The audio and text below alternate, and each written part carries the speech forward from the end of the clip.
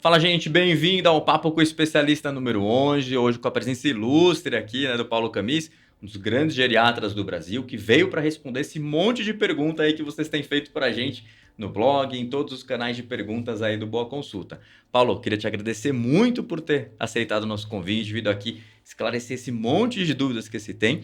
E, antes de mais nada, eu queria que você se apresentasse. Muita gente não te conhece e é super importante saber, você é uma das referências aí no segmento hoje em dia. Conta um pouco pra gente Beleza. quem que é o Paulo. Bom, John, obrigado pelo convite. Eu agradeço aí a plataforma Boa Consulta. É um prazer estar aqui com vocês. Quem sou eu? Vou tentar resumir ao máximo aí, tá? Então, eu tenho 20 anos de formado, acabei de completar. Em Eita. 2024 teve a minha reunião aí de 20 anos de formado que eu acabei nem indo, né? Minhas 3 filhas, né, que faz parte do currículo também, 3 meninas muito demandantes, eu não consegui ir no encontro. Eu me formei e fiquei 1 ano na Marinha Olha só. do Brasil, servindo como médico das Forças Armadas. Que legal. Eu gosto de falar isso no meu currículo porque me complementou muito minha formação profissional, porque eu servi na Amazônia. Olha que legal. Então, muitas experiências aí interessantes que eu não teria se eu ficasse isolado aqui em São Paulo. Isolado, modo de dizer, Sim, mas sim. é um outro tipo de problema que você vê aqui. E os problemas que você vê lá, né? Situações que eu saía pelos rios da Amazônia e que eu era o único médico num raio de quilômetros. Então, eu tinha que fazer o que tivesse que fazer. Depois, 2 anos de residência em clínica geral, mais 2 anos de geriatria. E até o ano passado eu fiquei como professor do departamento de clínica geral também da USP. Sempre fiquei lá na USP, né? Recebi o título de Fellow da American College of Physicians faz aproximadamente uns 10 anos. Que legal. É um título que as pessoas conhecem pouco, mas na medicina interna lá é muito valorizado. Sim. Nos Estados Unidos, um reconhecimento da medicina de qualidade. E que mais? Que me ajudou muito e me ajuda até hoje. Eu pratico Wing Chun Kung Fu. Olha né? só. Uma arte marcial chinesa faz 29 anos. Uau! E aí eu recebi o título de mestre também já faz uns 7, 8 anos e tenho até meus discípulos atualmente. Então, que bacana, muito isso bom. Parece que não, mas te dá uma boa paz emocional e me ajuda muito a exercer não só a medicina, mas a minha vida no dia a dia. Perfeito. Né? Uma clareza emocional aí que me ajuda muito. Muito bacana, então, muito bacana. É isso. Bacana, muito legal. Resumido. Sim, com certeza, né? Muito resumido, né? Resumido. Quem sabe que normalmente na medicina o médico não consegue, né, ter uma carreira muito rápida, né? Ou seja, tem muita especialização. Hoje eu tenho atuação, né, nos hospitais Einstein, Sírio-Libanês, Vila Nova Star. Que legal. Esses são os principais. Estou aqui em São Paulo, né? Aqui em São Paulo. Meu consultório fica em frente ao Sírio, inclusive. Bacana, muito legal. E Paulo, doutor Paulo, uma coisa super importante, a população está envelhecendo bastante, né? Só uma coisa que eu esqueci de falar. Conte. Tem uma questão pessoal aqui que eu cuidei do avô do John aqui. Foi uma honra muito grande. Opa. Agradeço até hoje pela confiança. Eu lembro até hoje que as homenagens prestadas a ele, até pelo São Paulo, né? No velório lá, que eu sou palmeirense, mas me marcou muito aí. Um cara muito querido, viu? Muito bom, muito bom. Parabéns aí. Então a gente já vê aí a importância, como chegou aí no John. Aí. Mas é isso. E doutor Paulo, uma dúvida assim, a população está envelhecendo bastante, né? Sim. E a gente sabe que cada dia que passa, né, cada ano que passa, a média da população vai estar mais velha.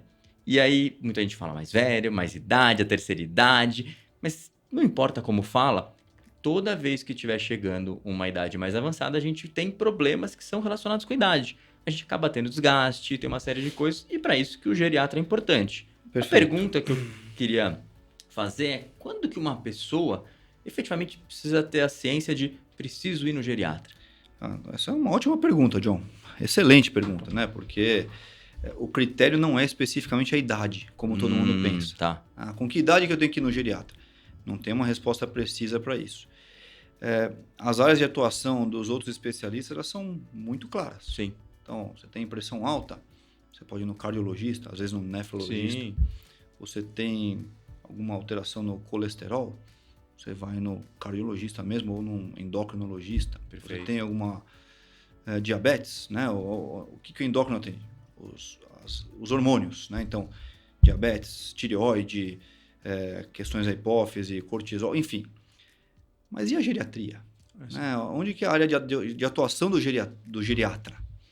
Quando que você manda um paciente para o geriatra? Porque, assim, dificilmente alguém me manda paciente hoje, até meus colegas médicos, só porque é idoso. Sim. Eles não mandam um paciente idoso que é um caso tranquilo. Se é um caso tranquilo, ele mesmo cuida. Sim. Ele manda paciente porque é uma bucha, né? Os casos mais complicados vêm parar na minha mão. Aquele caso que ninguém resolve, aquele caso que a família é insuportável, né? Aí eles, não, quer saber? Vai num geriatra. Então, mesmo os médicos não têm bem claro isso daí. Perfeito. Então, primeira coisa, né? Multimorbidades, é um negócio interessante. O paciente tem muitos problemas, ele vai em um monte de médicos e às vezes ele tem um monte de médico e tem a sensação de que não tem nenhum. Aquela história de cachorro que tem 2 donos morre de fome. É isso mesmo. Então, muitas vezes o paciente vem para mim e fala, por favor, você poderia cuidar de mim? Eu tenho tanto médico e não me sinto cuidado. Olha só. Então, a integração de diversos problemas, ninguém faz tão bem como o geriatra. Perfeito. Tá? Mas vamos lá, você tem intersecção da geriatria com quase todas as áreas. Sim. Então, você pega gigantes da geriatria, alterações de memória, destaque para Alzheimer. Você pode ir num neurologista? Você pode, mas você pode também num geriatra. O geriatra é treinado para isso. Por quê? Porque é muito prevalente na terceira idade. Eu vi que tem um espaço aí para a gente falar especificamente sobre isso, então eu não vou me avançar nesse tema. Tem bastante pergunta. Então, perfeito. Né? Depois, incontinência. Sim. O jovem está vendo aqui, parece uma realidade distante, mas é extremamente prevalente na terceira idade. Sim. Também vamos falar sobre isso, não vou me aprofundar aqui. Perfeito. Mas a pessoa pode ir num urologista, pode ir numa gineco. Pode, mas também o geriatra vai dar essa atenção. Perfeito. Tá? Algo que eu gosto de chamar atenção porque ninguém trata tão bem como o geriatra. Quedas. E por que eu estou falando alguém vai tratar quedas? Estou falando de tontura. Entendi. Então, dificilmente alguém vai tratar tão bem tontura como um geriatra. E digo por quê? Porque frequentemente ela é multifatorial. Então, é muito comum um paciente vir para eu resolver uma queixa de tontura e ele já passou em trocentos mil especialistas. Perfeito. E aí faltou aquela visão integrada. Então, queda em idoso, que é uma catástrofe, e tontura é uma grande causadora. Então, ela pode ter causa cardíaca, pode ter causa psiquiátrica, pode ter causa neurológica, pode ter causa otorrinolaringológica, pode ter causa medicamentosa, pode ter causa do aparelho locomotor. E aí a pessoa fica rodando e ninguém resolve. E o cara chega, eu tô com tontura, pelo amor de Deus, me salva aqui que eu não paro em pé. Olha só. Então, claro, o jovem pode ter tontura e ir no geriatra? Pode. Por quê? Porque frequentemente a diferença da tontura do jovem para a tontura do idoso é que, em geral, no idoso é uma causa só. Entendi. Desculpa, jovem é uma causa só. No idoso é múltiplas causas. Então, como muitos sintomas. Perfeito. Então, às vezes, a questão das multimorbidades. O idoso chega para você e fala, eu tô com cansaço. Já passei no cardiologista, ele falou que tá tudo bem. Já passei no, endócrino, ele falou que tá tudo bem. Já passei no psiquiatra, ele falou que tá tudo bem. Resolve meu cansaço. Sim. E às vezes é um problema, uma somatória de várias coisas. É um pouquinho de tireoide, um pouquinho de cardio, um pouquinho de efeito colateral de remédio, um pouquinho de emocional e a queixa dele vai ser cansaço. Resolve aí. E se você não vê o todo, você não resolve. Com certeza. O mesmo vale para tontura. Perfeito. Tá? Então falamos aí de cabeça, falamos aí de continência, falamos aí de quedas. Agora eu vou falar de um outro gigante da geriatria. Iatrogenia.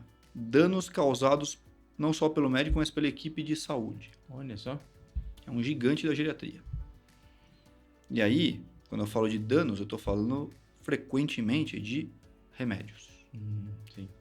Então, entre os idosos é comum o que a gente chama de polifarmácia. A pessoa que toma mais de 4 remédios por dia. Mas, pro espanto aí, muitos dos que estão nos ouvindo vão falar, caramba, mas eu sou jovem e eu tomo 5 remédios aqui. Eu tomo aquela fórmula manipulada que quando eu fui ver tinha uns 20 componentes lá naquela fórmula. Isso acaba se aplicando muitas vezes para um jovem. É a mesma coisa, perfeito. Então, assim, muitas vezes, cada especialista prescreve uma coisa, eles não se conversam entre si. Sim. E não tem ninguém para centralizar os cuidados. Sim. Então, os cuidados aí com esses múltiplos fatores aí, e a polifarmácia não deixa de ser um deles, acaba caindo para o geriatra. Perfeito. Ou seja, você tem muitos remédios, você tem um problema de memória, e frequentemente, tá? Às vezes você resolve um remédio e melhora a memória. Olha só que interessante. Você tira um remédio e melhora a tontura. Interessante. Muito interessante isso. Ou seja... Então, assim, eu estou falando de coisas assim que parecem abstratas, mas estou tentando trazer para o mundo real, mas são as áreas de atuação do geriatra. É um mercado extremamente amplo. Sim. Alguém vai falar, mas eu cuido disso também, eu sou neurologista. Por favor, não se ofenda, hein? Eu não quero ofender nenhum outro especialista aí, mas eu gostaria muito que os especialistas não perdessem a visão do todo, inclusive. Sim. Que é o que está acontecendo. Não, isso aqui eu vou até aqui, mas não, isso aqui é com outro colega. Tudo bem, eu também faço isso, tem coisa, eu não cuido de tudo, né? Tem coisas que eu... Veja, mas a ideia é de você ter alguém para centralizar os cuidados e encaminhar o mínimo possível, só quando realmente a coisa não for da sua especialidade, ou for um negócio muito específico, essa é uma das áreas de atuação do geriatra. Isso é muito importante, né? Porque o geriatra, ele acaba consolidando essa visão mais ampla. E aí talvez seja um ponto importante ali, Paulo, me corrija se eu estiver errado, mas talvez a partir de uma certa idade, é bom que você tenha um geriatra até para acompanhar todas as vezes que você for num especialista, porque vai precisar, né? É o gerente da sua saúde. Perfeito. Olha só que legal. Tá. E uma dúvida, até a gente já teve um histórico, né? Levei meu avô lá com você, tipo, né? E eu vi que você via muitas coisas que às vezes não eram um problema. Não sei, você estava querendo ver, tipo, como estava a saúde, ver se tomou uma vacina ali de pneumonia, esse tipo de coisa. E aí eu tenho uma dúvida que é muito importante, Paulo, que é o seguinte: você pode ir no geriatra sem que, na verdade, você tenha um problema. Lógico. A partir de que idade você acha que seria recomendado já ir no geriatra? Os geriatras, na sua grande maioria, eles também são clínicos gerais. Uhum. Eu dei aula no HC até o ano passado na clínica geral. Ah, legal. Então, você pode ir, quando jovem, buscando um clínico geral, que hoje é uma espécie em extinção. Tá. Ou você pode ir num clínico geral e geriatra, buscando, além da visão geral, uma prevenção de problemas que o geriatra vai estar mais atento. Perfeito. Sem, obviamente, desmerecer o clínico geral. Sim. Né? Então, assim, o geriatra ele teve essa visão das doenças que acometem a terceira idade. Em geral, vai ficar com isso na cabeça. Entendi. Perfeito. Então, você pode, depois que sair do pediatra... Sim. ir a um geriatra e fazer o seu acompanhamento aí de longo prazo, com essa visão de longo prazo, porque é o que a gente quer. Legal. Viver mais e melhor.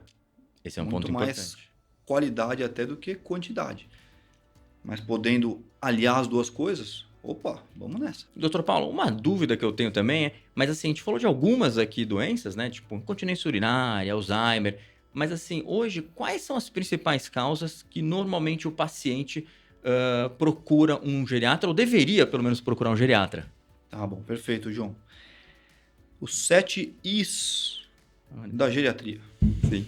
Os 7 gigantes da geriatria. O que o geriatra está preocupado com o paciente? Primeiro I, é um I meio roubado aí, que é o de insuficiência cognitiva. As alterações da memória. Perfeito. Alzheimer é um exemplo, tem outros. Legal. O I de incontinência, tudo bem, esse é o I real aí, beleza. O I de iatrogenia. Pô, tem muita gente pondo a mão aqui. Muitos remédios, beleza. O I de instabilidade postural, quedas. Perfeito. E aí, tontura está no pacote. Foram 4, né? Uhum. O I de imobilidade, que frequentemente é a causa mais catastrófica aí. Pessoa que não consegue se locomover pelo motivo que seja. Isso traz consequências aí catastróficas. Perfeito. Né? Então, assim, eu tenho que fazer esse atendimento domiciliar. Por quê? Porque ele é acamado. Quem que vai lá? Uhum. Frequentemente é o geriatra, Olha só. que vai cuidar aí dessas alterações da pessoa ficar mais na horizontal do que na vertical, ficar parado. Aparecimento, por exemplo, de escara, Sim. a gente que cuida. Depois, insuficiência familiar. Olha só. Quantas vezes você foi no médico e ele te perguntou se você tem amigos? Ou se você tem um suporte familiar? Eu não lembro, não. Provavelmente nunca. É. Né?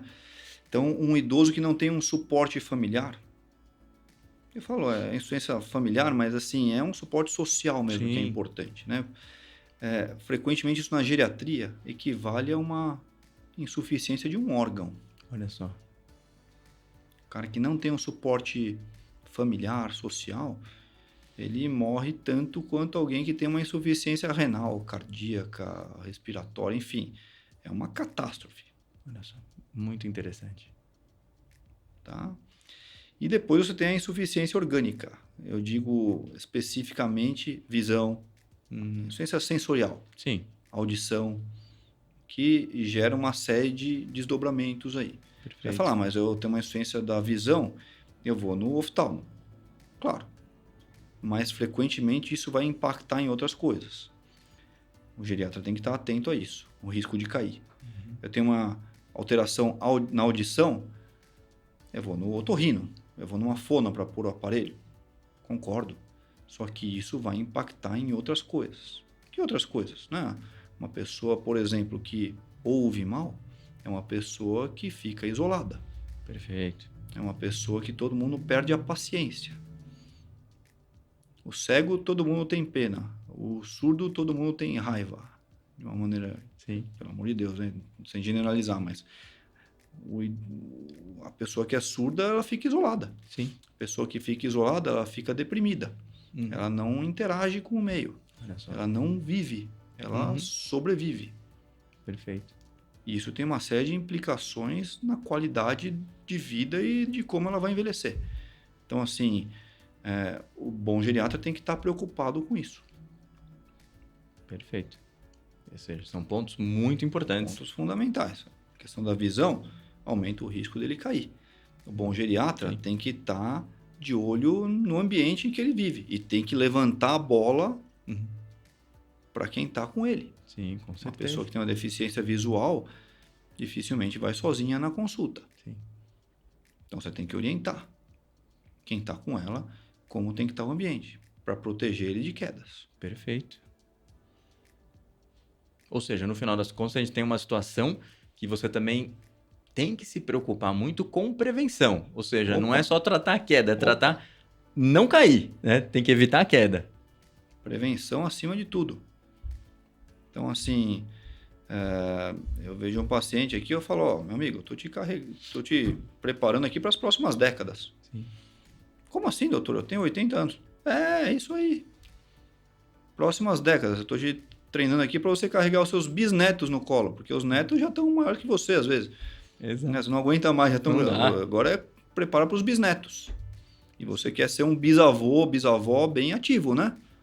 Então vamos começar a trabalhar. Que esse é um ponto importante. A população está cada dia está conseguindo alcançar idades mais avançadas, né? E mais do que isso, John. Como geriatra, você vê muitas vezes o fim da linha. Perfeito. Aí você fica lá pensando, caramba, se esse senhor aqui de 80, 90 anos tivesse feito isso ou aquilo 30, 40 anos atrás, a situação não seria essa. Entendi. E aí, 30, 40 anos atrás, é você dando conselho pro John, Exato. que ainda não foi lá no meu consultório, olha só.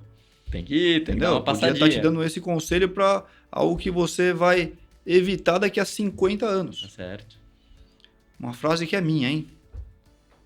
Vou pedir direitos autorais. Olha só que bom. Muito boa, né? Toda vez que eu previno alguma coisa, ninguém nunca me agradece. Pedir direitos autorais essa frase. Isso é boa. Muito bom, né? E Paulo, então você falou das principais doenças e talvez os principais problemas, né, também, nem necessariamente é uma doença, é um problema. E eu queria começar falando um pouco mais sobre as quedas em idosos, porque eu acho que a queda em si, ela tem uma situação que você pode prevenir. A queda é uma coisa que é muito grave no idoso, porque tem consequências ilimitadas. Teve até a avó do amigo meu que caiu, bateu a cabeça na pia. Ou seja, tipo, não foi só uma queda de quebrar, bateu na cabeça, teve que ser internada. Então, assim, eu queria entender um pouco mais. Primeiro, normalmente o idoso vai ter uma suscetibilidade maior de quedas. Toda vez que a gente envelhece, a gente vai ter isso? Essa pergunta foi perfeita, tá? O idoso vai cair mais. Não. Quem cai mais, jovem ou idoso? Boa pergunta. Talvez o jovem, né? Porque O jovem se cai arrisca mais que o mais. idoso. Tá. Depende da profissão, então, se for ver jogador de futebol, vai cair mais ainda. Tá. Só que o jovem cai, se levanta e está pronto para a próxima queda. Perfeito. E o idoso? Ele não cai tanto. Até tem muitas vezes preocupação e tal. Meu Deus, não posso cair. Mas ele cai e o impacto é catastrófico. Entendi. Mesmo que ele não frature, tá? Então todo mundo pensa, se ele fraturar o fêmur é uma catástrofe. Opa, aí sim, catástrofe. Por quê? Porque é a ponta do iceberg. Alguém que fraturou o fêmur, estatisticamente, a chance dele morrer depois de um ano é de É mesmo? 30%. Ou seja, extremamente 30 a grave. 50% das pessoas que fraturam o fêmur vêm a falecer depois de um ano. Olha só. Não diretamente, às vezes, pela queda, mas porque a queda é uma ponta do iceberg em termos de fragilidade. Sim. Mas assim, vamos supor que ele caia e não se quebre. Uhum. O que acontece? O que aconteceria com você? Você ia levantar e ia para a próxima. Bom, Perfeito. acontece, vou tomar mais cuidado. O que acontece com aquele idoso? Com medo, será? Fica com medo, É. ele se acovarda. Uhum. E aí o que ele faz? Ele está com medo de cair.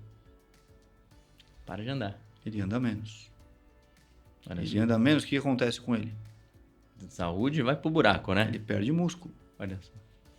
E eventualmente fica comendo e ainda ganha gordura, pior ainda. Sim.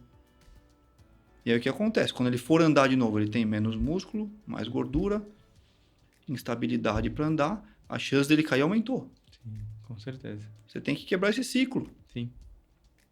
Você percebe, né? Uhum. O trauma psicológico, ele fica lá. Sim, sim. Caramba, eu não sou mais o mesmo, eu tô caindo. Puxa vida.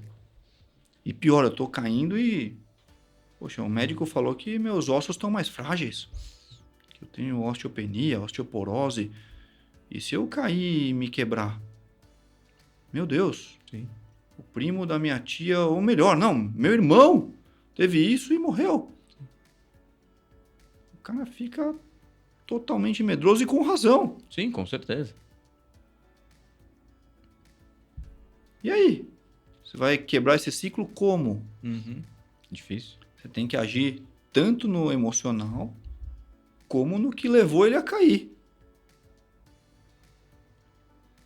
E aí entra o geriatra. Legal. Então, assim, se alguém está caindo, eu diria que essa é uma área que eu diria que é exclusiva de atuação do geriatra. Sim. Um caidor. Você Olha está só. caindo, nem sei se tem, não existe esse termo médico, né? Mas assim, o caidor, você está caindo, vai no geriatra, chefe. Sim. Não espera ter uma catástrofe aí. Não espera, porque vai acontecer. Então, assim, prevenir fratura. Primeiro, não cair. Sim. Depois, uma vez que caia, não se quebrar, né? Sim. Então, você tem remédios bons hoje para osteoporose. Ainda são caros, mas você tem remédios que recuperam o osso. Olha só que interessante. E uma coisa que eu tenho clara, né? Quando esses remédios forem mais acessíveis, o idoso vai se quebrar menos. E quando tiver um remédio digno para Alzheimer, que a gente vai falar daqui a pouco sobre isso, a expectativa de vida da humanidade vai uns 10, 20 anos para frente. Olha só que legal. E aí é mais importante não cair também, né? Mais importante ainda. Sim. Vão aparecer outras doenças. Imagina quando a gente estiver vivendo 120, 130 anos. Olha só. Vai acontecer alguma coisa aí. Sim, a gente não sabe. Tem que morrer de alguma coisa, não sei. Por enquanto ninguém é imortal, mas alguma doença nova vai surgir. Sim. Agora, com relação a quedas, quais são as principais causas da queda, né? Porque, como você falou, tem vários motivos, Tem mas vários tem motivos. algumas principais? Tem um monte, né? Ah. Então, tontura e as diversas causas de tontura são causas de queda. Tá. Né?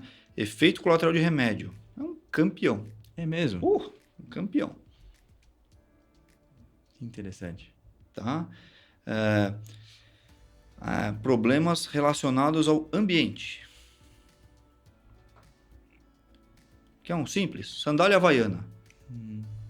Olha só. Não dê sandália havaiana para aquele idoso. Não dê. Adoro, eu tenho a minha. Sim. Pelo amor de Deus, não vai me processar aí a empresa das havaianas. Sim. Mas enfim, tem que ter um sistema.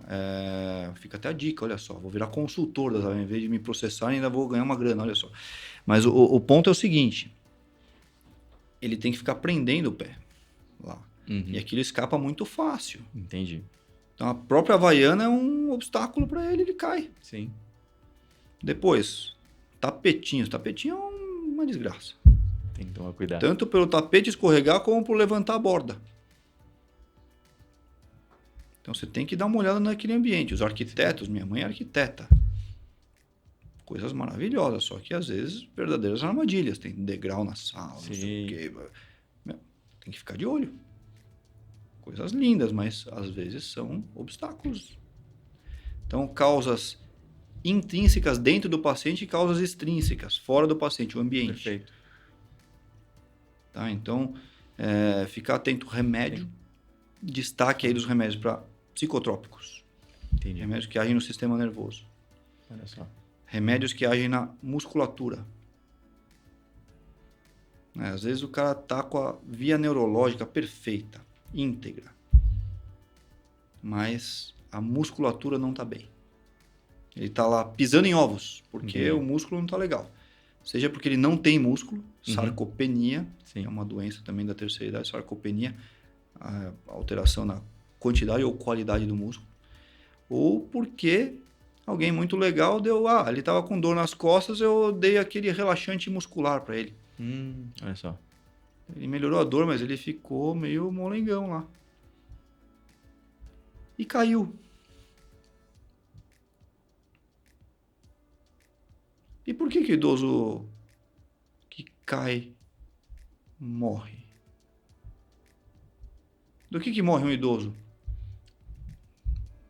Deve ter vários motivos, né? Motivos. Vamos lá, estatisticamente. Vamos lá, vamos supor que ele tem câncer. Tá bom. É uma causa comum. Uma causa. Causa circulatória.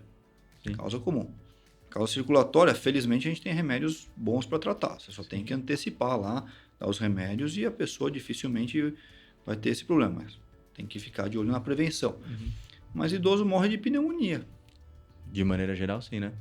E por que tem pneumonia? Mesmo os idosos que têm câncer acabam morrendo de pneumonia. Sim.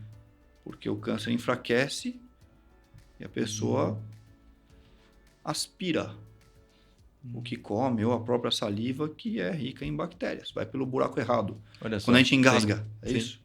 Entendeu? Então o idoso ele fica acamado. Pelo motivo que seja. Mas a queda é um grande motivo para ele cair. Sim.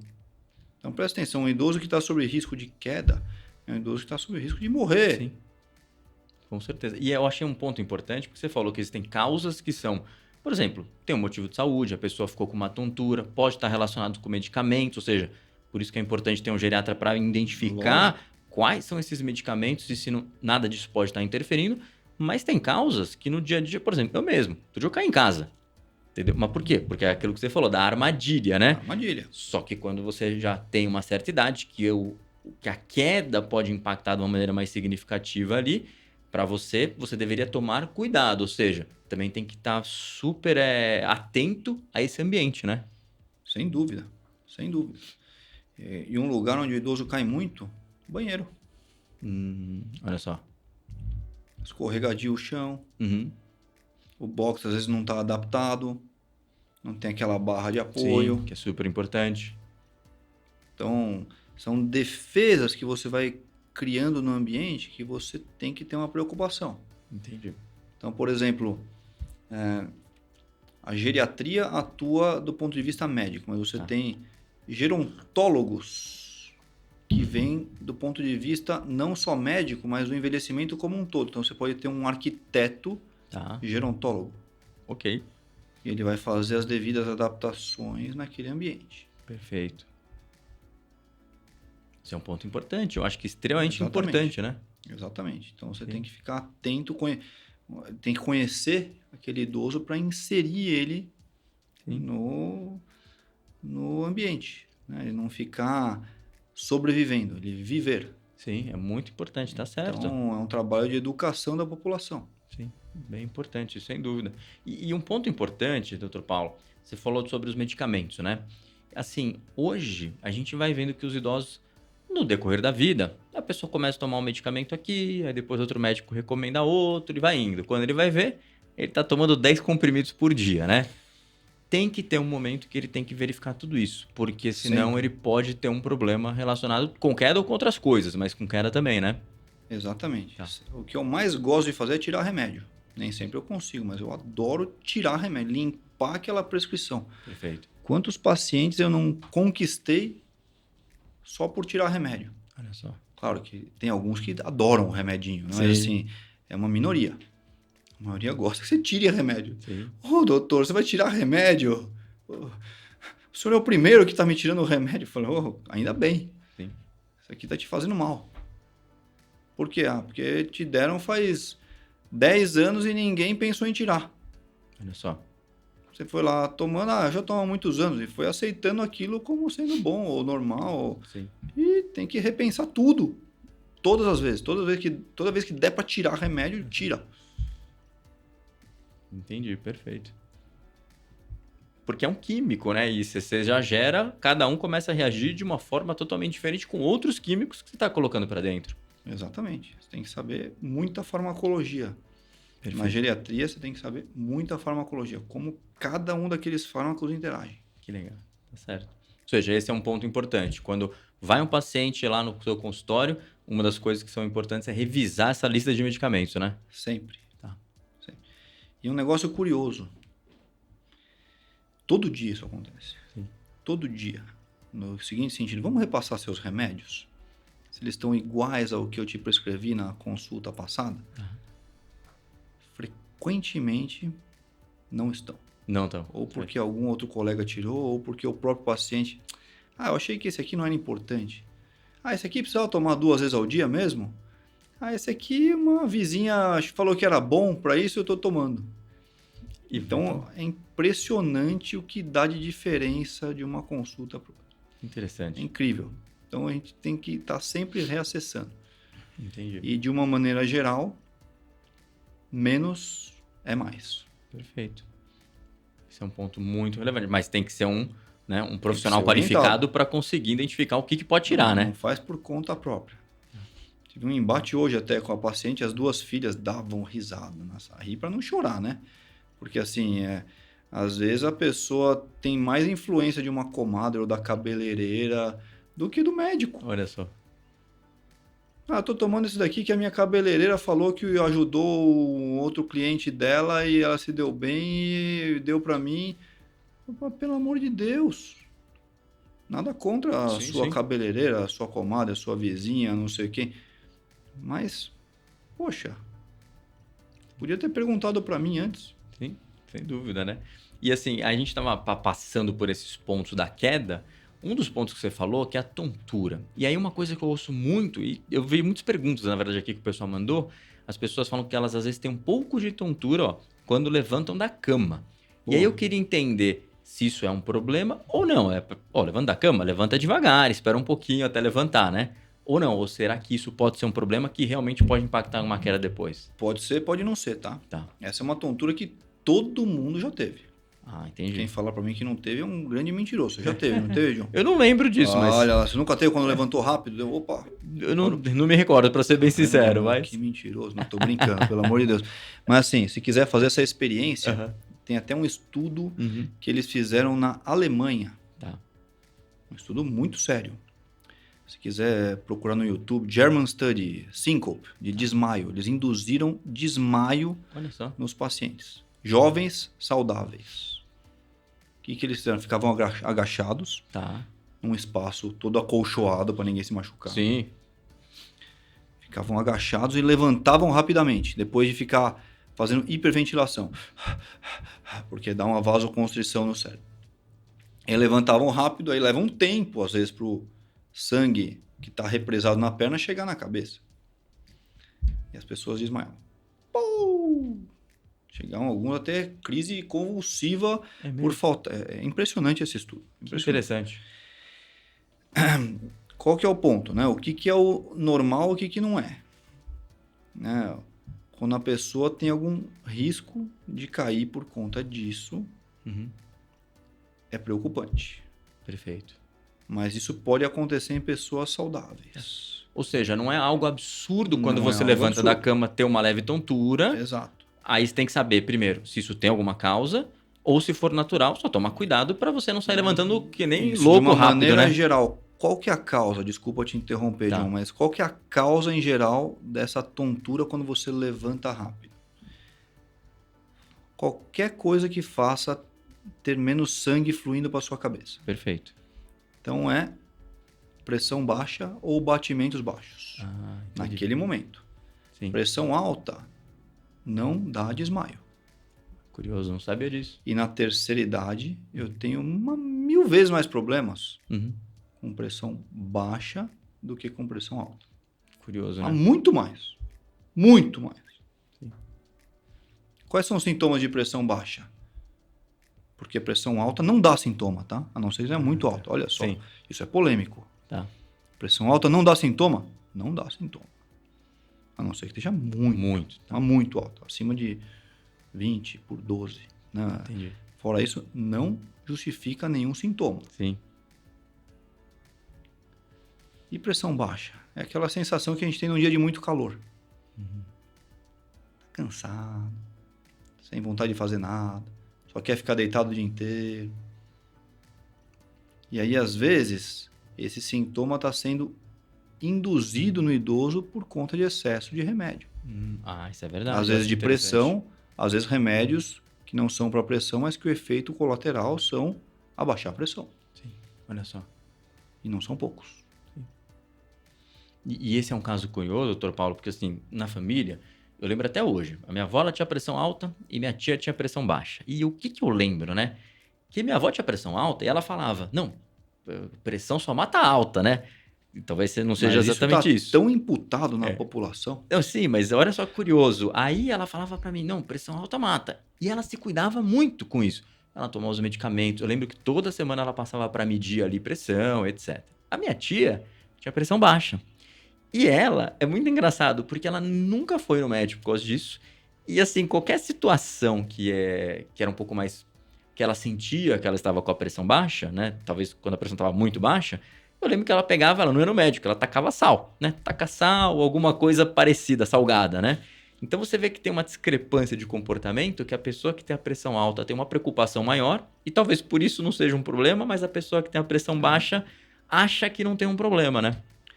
Exatamente. E quando que a pressão baixa é um problema? A pressão baixa é o seguinte, para o coração é ótimo. Tá. Para o cérebro nem tanto. Entendi. E é curioso, o rim sente da mesma maneira que o cérebro nesse caso. Eu tenho um paciente que entrou em insuficiência renal. Olha só. Por terem dado muito remédio de pressão para ele. Ele estava com tontura. Sim. E ninguém tirou o remédio. E a pressão dele estava 9/6. Todo mundo fala, não, é boa essa pressão. Não tem que se preocupar. Ele indo no otorrino. E não era uma causa otorrinolaringológica. E a creatina dele só piorando. Creatina média função renal. Veja, pelo amor de Deus, não estou orientando para ninguém regular isso sozinho em casa. Mas é algo para levantar a bola e você abordar isso com o seu médico. Que é importante, sim. Não vai fazer sozinho, pelo amor de Deus. Não vai fazer a receita da tia do John que tomava sal por conta própria lá. Sim. Mas assim, às vezes eu recomendo. Sim. Que é o oposto do que a gente recomenda para a grande maioria da população. Tirar o sal.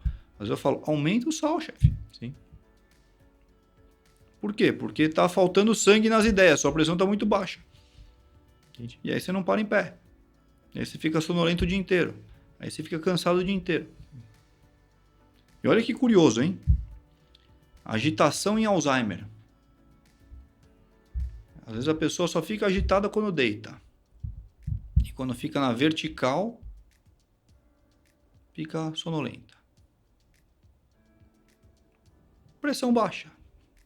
Quando ela deita, vai mais sangue para a cabeça. Entendi. Aí ela consegue ficar agitada. Durante o dia que a pressão fica... Quando ela fica na vertical, ela tem que vencer essa coluna, né? Entre o coração e o cérebro. Fica com a pressão mais baixa, ela... Interessante, né? E agora, lógico, isso é um dos riscos de queda, que é muito importante, né? Mas também acho que tem um risco que é da questão da pessoa, às vezes, não ter uma musculatura adequada. A gente está vendo que hoje todo mundo tem um pouco mais de preocupação, as pessoas estão fazendo musculação, estão se exercitando, mas tem uma parte da população que ainda não faz isso, principalmente a pessoa que já está na terceira idade. E qual que é a importância, né, dessa parte muscular? E aí, quando a gente fala parte muscular, muita gente está pensando, né, um cara musculoso. Não, mas é o mínimo de músculo para você conseguir estruturar no questão de uma queda. Olha, eu fico falando aqui, é uma pergunta fundamental, importante para todas as perguntas que o John faz, mas talvez essa seja a mais fundamental ainda. Por quê? O que vai dar qualidade de vida para o idoso? Até para um jovem, mas assim, para o idoso, o que dá qualidade de vida para ele é o aparelho locomotor. Tá. O idoso que consegue ser independente, consegue levantar e subir uma escada. Perfeito. Eu tô com a minha avó de 97 anos que mora no andar de cima, né? E sobe pelo menos uma escada por dia. Tá lá, tem o lado bom e o lado ruim. Sim. O lado ruim é o risco de cair na escada. Sim. Que a gente dá uma supervisionada, 97 anos. O lado bom é que pelo menos uma subida ela faz por dia, faz um exercício. Perfeito. Agora vamos lá. O idoso, ele perde massa muscular. Tá. Quando que começa essa perda? 30 a 40 anos.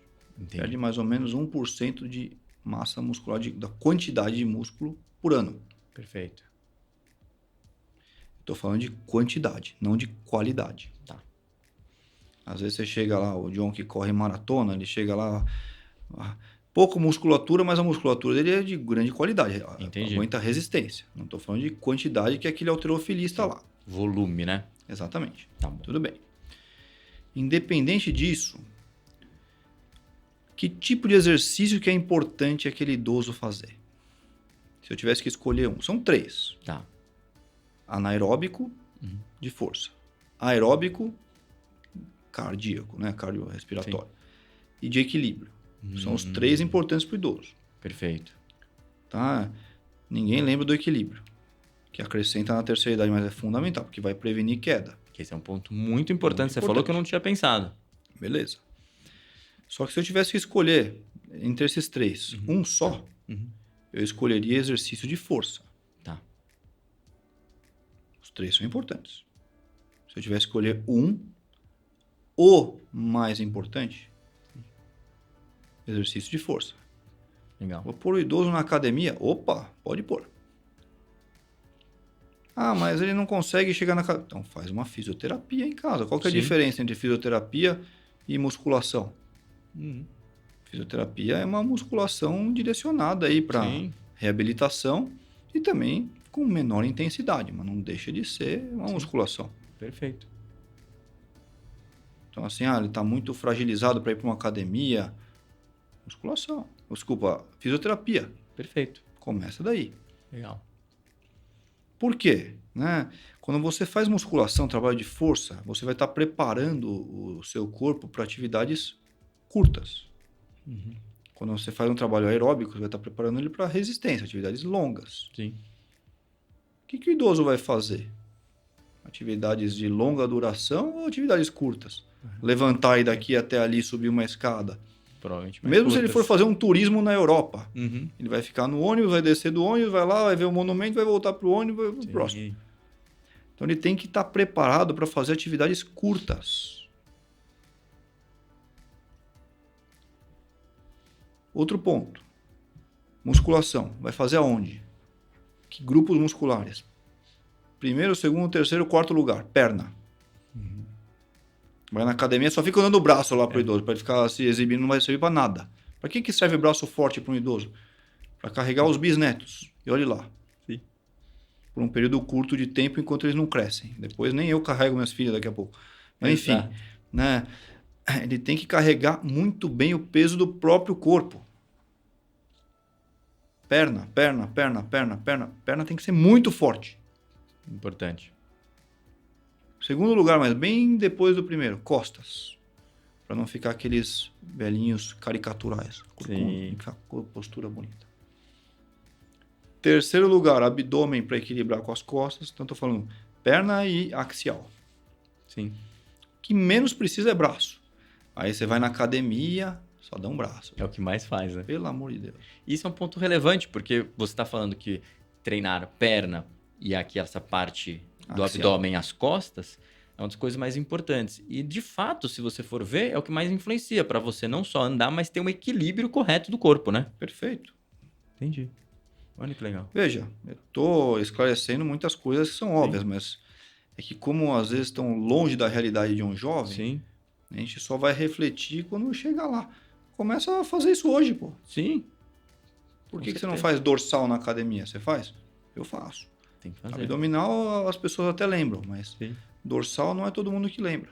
Perfeito. Começa a fazer, trabalha a postura. Sim. É ficar com a postura ereta, Sim. elegante. E tem gente que não faz nem perna, né?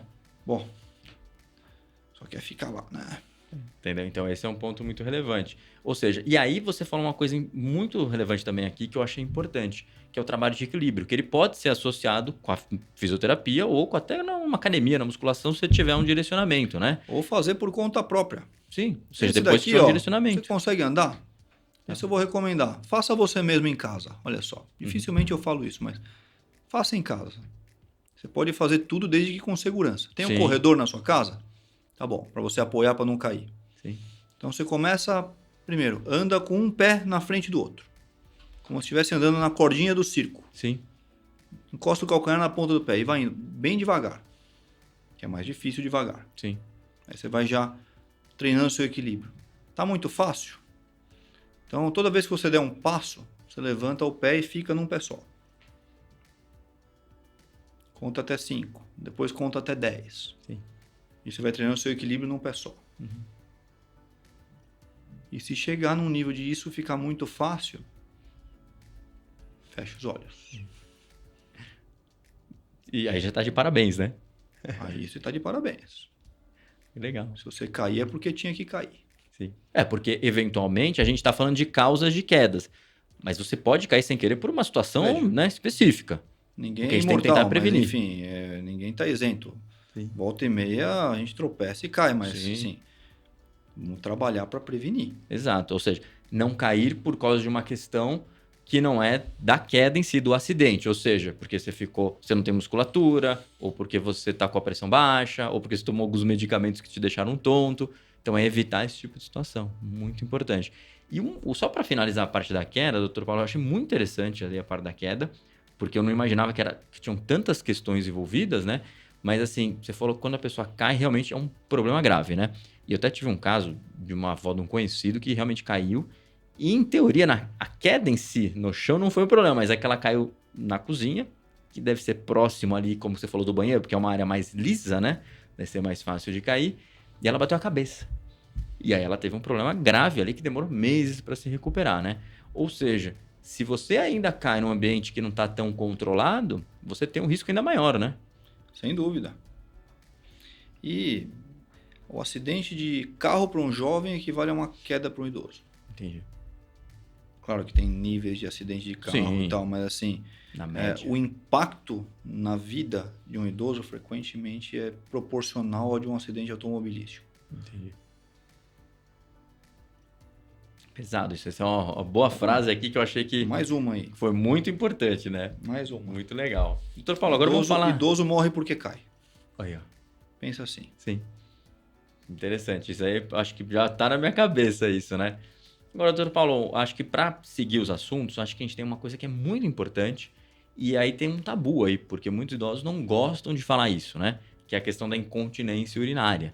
E muito embora possa acontecer em outras idades também, a gente sabe que está mais associado com a terceira idade, a gente queria primeiro entender o que efetivamente é a incontinência urinária, quando que acontece, quais são os sintomas, começa devagar, aumenta, conta um pouco pra gente. Tá legal. Então vamos lá. Então, na terceira idade, a continência a incontinência urinária ela é muito prevalente e ela não tem tanta relação como nas mulheres jovens com a gestação. Ah, Que entendi. às vezes nas jovens tem relação com trauma no canal de parto. Perfeito. Na terceira idade, isso é uma prevalência crescente e em torno de 30% dos idosos acima de 80 anos vão sofrer com isso. Tá. Você tem várias causas. E por que isso é importante? Porque alguém que tem incontinência urinária é uma pessoa que não quer sair de casa. Ok. É uma pessoa que, às vezes, mesmo estando em casa, é uma pessoa que cheira mal. Entendi. Mesmo que ela esteja de fralda. Uhum. Cheira mal, ninguém quer estar perto. Cai Uma pessoa impacta que se isola. socialmente, né? Uma pessoa que tem incontinência urinária, se ela pudesse ter uma vida sexual ativa, esquece. Sim. Ele é um idoso jovem, ele poderia estar lá, mas ele tem incontinência, ele na hora H ele se envergonha e perde urina e acaba com todo o clima. Então assim, a pessoa a vida sexual é nula. Perfeito. É uma causa grande de institucionalização. Todo mundo lembra do Alzheimer, mas frequentemente as pessoas às vezes vão para uma casa de repouso. Olha só, não sabia Por causa disso. de incontinência. Sim. No Brasil, menos. Tá. No Brasil, a mentalidade para ir para uma casa de repouso é diferente nos Estados Unidos, quando a pessoa faz 70 anos e vai sozinha, não é o filho que leva. Entendi. Ela já se auto-institucionaliza. Aqui no Brasil, não. A mentalidade latina é de abraçar, cuidar, eu vou cuidar, não sei o que, deixa em casa. Enfim, depois podemos até discutir isso daí. Sim.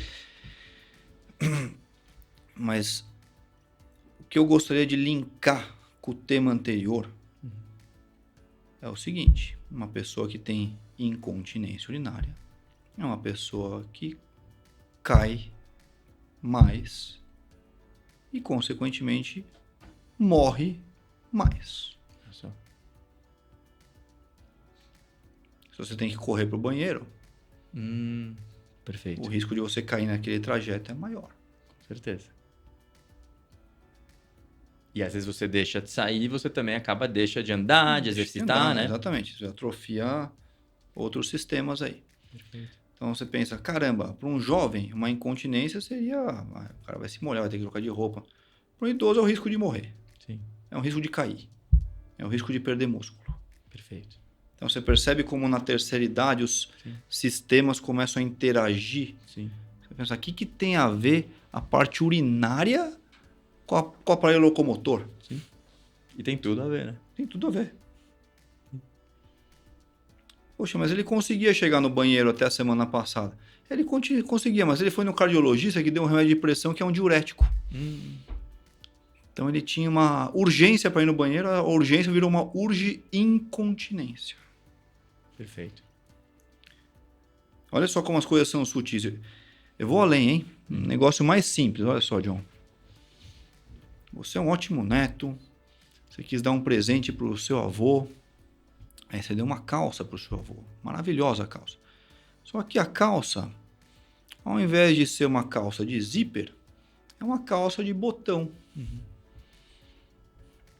E aí ele tinha que chegar no banheiro, ele tinha aqueles 30 segundos contados para descer o zíper e fazer o xixi dele. Ele não tem toda aquela habilidade manual para desabotoar os botões da calça. Perfeito.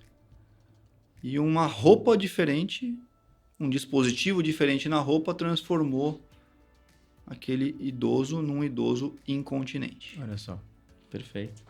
Os detalhes, né? Pô. Você percebe? Sim, com certeza. É um ponto importante. A Você vê que questão do ambiente, a questão externa ao idoso influenciando na saúde dele. Sim, com certeza. Eu acho que assim, na terceira idade, pelo que a gente está falando, tem uma série de fatores que no dia a dia não são tão interligados. E chega na terceira idade, tudo isso começa a estar em conjunto. Até, por exemplo, você tem uma incontinência, você para de sair um pouco mais, aí perde músculo, tem uma chance maior de queda, sem querer algum médico deu um medicamento que é diurético e você pode cair porque você não deu tempo de chegar no banheiro ali, né? É isso aí. Então, olha só como é. Então, você vê como o geriatra tem que estar atento a tudo isso daí. Interessante. Às vezes é um detalhezinho que fez mudar tudo. Ou seja, o geriatra, além dele ter que ver a questão de saúde, ou seja, bem médica mesmo, como a gente conhece, ele tem que ver também questões que são relacionadas com o dia a dia do paciente. Eu podia falar Sim. que a roupa que ele usa não é problema meu, mas é. Entendi. Olha só. Às vezes você tem que orientar até o tipo de presente que vão dar pro Sim. idoso. Olha só, desse exemplo aí do botão e tal, Sim. mas tem o exemplo da sandália havaiana. Não dê sandália Sim, com certeza. Se for dar alguma, dê alguma que prenda bem, que Sim. fique fixa no pé. E, doutor Paulo, nesse caso, por exemplo, a pessoa tem incontinência urinária. Às vezes você vai lá e fala, bom, eu tenho incontinência urinária. O que fazer nesse momento?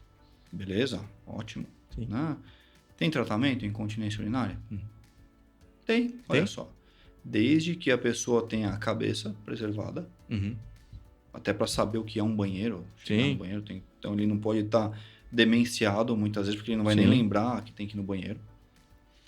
E ele tem que ter também um aparelho locomotor Sim. viável, para ele poder se deslocar até o banheiro. Perfeito. Ou então usar um papagaio, mas tem que ter o mínimo. Sim, perfeito. Enfim, tem que ter esses dois quesitos mínimos. Sim. Mas vamos supor que seja uma pessoa na terceira supor que idade que tem uma locomoção Perfeito. satisfatória, que Beleza. esteja ali no dia a dia, mas a pessoa tem uma incontinência urinária. O que fazer? O que fazer? Então, o problema dele é no esfíncter, ele não consegue, o esfíncter tá fraquinho para segurar Tá. o xixi. Como é que eu sei isso aí? Que é quando ele tosse, que faz pressão com a barriga, a pressão da barriga se transmite para a bexiga, e se o esfíncter está competente, ele segura. Se não está, escapa. Você vai fortalecer o esfíncter, Olha que é só. uma musculatura que você consegue trabalhar. Legal, interessante. Ah, mas aquela é uma senhora que está na menopausa. Você consegue melhorar o trofismo daquela região com pomadas, Olha só. e ela consegue fortalecer e ter melhores resultados. Que bacana. Dá para fazer isso? Opa! Todo dia eu faço. É mesmo? Lógico. É muito prevalente. Que interessante. Eu nem fazia a Muito menor prevalente. ideia disso. Muito prevalente. Né? Ah, mas o problema não é esse. O problema está naquela urgência para ir no banheiro. Quem aqui, por exemplo, nunca sentiu uma vontade imperiosa de ir no banheiro que você não tinha 10 segundos atrás? Você tem gatilhos. Sim. Então vamos supor, você entrou em casa, você virou a chave lá, ou pôs o pé dentro de casa, você tem que correr pro banheiro. Porra, mas eu produzi tudo isso de urina nos últimos 10 segundos para ter tanta vontade. Sim. O que aconteceu? Você criou um gatilho. Perfeito. Né? Então, a sua bexiga está contraindo demais mediante esse gatilho. O problema não está no esfíncter. Sim. A bexiga está contraindo demais. Entendi. Então, você pode dar medicamentos para acalmar a bexiga, ou você pode reeducar a bexiga também para você desfazer esses gatilhos. Interessante. Você tem tratamentos para isso. No homem, especificamente, você tem que ficar atento, porque você pode ter uma incontinência obstrutiva. Entendi. Às vezes a próstata está obstruindo a via de saída. E ele está com a bexiga tão cheia que ela transborda quando ele faz um esforço adicional. Então, às vezes parece que é o problema no esfíncter, mas não é. É uma obstrução que está acontecendo. Perfeito. Tá? E você tem causas funcionais também. Eu dei alguns exemplos. Não consegue chegar no banheiro. Uma incontinência funcional. Sim. Né? E você tem causas reversíveis. Sim. Um exemplo clássico aí, infecção urinária. Olha só. Tem uma infecção urinária, a bexiga fica inflamada e contrai demais. Você trata a infecção urinária, resolve a vida. Olha só que legal. Ou seja, muito simples e às vezes a pessoa não se atentou para isso. Muito simples. Então, assim, é um mundo. Mas o geriatra tem que estar atento a tudo isso. Perfeito. Não vem de uma maneira óbvia. Sim. O John tá até vai agendar a consulta. Acabou Opa. aqui, já vai agendar a consulta para ele. Sim. Mas tem um ponto importante da incontinência urinária, talvez, que seja aquele lado social, que a pessoa não quer, às vezes, falar que tem incontinência urinária, Também. né? Se você não faz uma abordagem ativa, ele Tá. não vai te falar. Ele tem vergonha até do médico.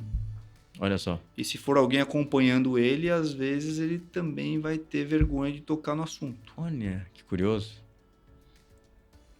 Então, o geriatra tem que ter essa preocupação, pelo amor Sim. de Deus. Se você não teve essa formação, vai refazer a sua Sim. formação médica Mas é aí interessante. como geriatra. Tem que ter. Porque, ou seja, no final das contas, o geriatra ele tem que ter aquela parte médica, tem que entender na casa do paciente, mas também tem que ser um pouco psicólogo para entrar nesses detalhes e conseguir fazer Sem com que dúvida. o paciente se abra. Sem dúvida. Legal. Muito interessante isso, eu não sabia. E, por exemplo, existem causas que talvez não sejam reversíveis. Tem Porque você casos falou que não são reversíveis. E aí, nesse caso, o que dá para fazer? Você tem essas... Aí, nesse caso, você vai usar fralda. Entendi. Mas, assim, a grandíssima maioria é reversível. É mesmo? Olha que interessante. A grandíssima maioria é reversível, desde que tenha aqueles 2 quesitos que eu falei. A cabeça tem que estar viável. Perfeito. E a locomoção também. Olha só. Então, assim, a grande maioria é reversível. Mas vamos supor, ele fez uma cirurgia de próstata que lesionou o nervo que segura a urina, o esfíncter lá. Tá.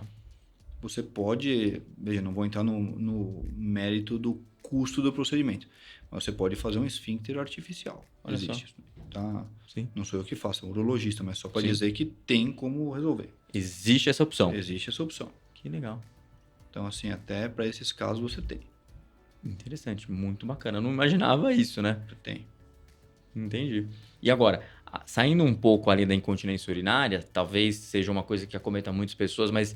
E aí tem aquela situação da pessoa não querer falar, etc. Tem a outro caso, que é o Alzheimer, né? Que acho que também é uma doença que é temida, talvez, né?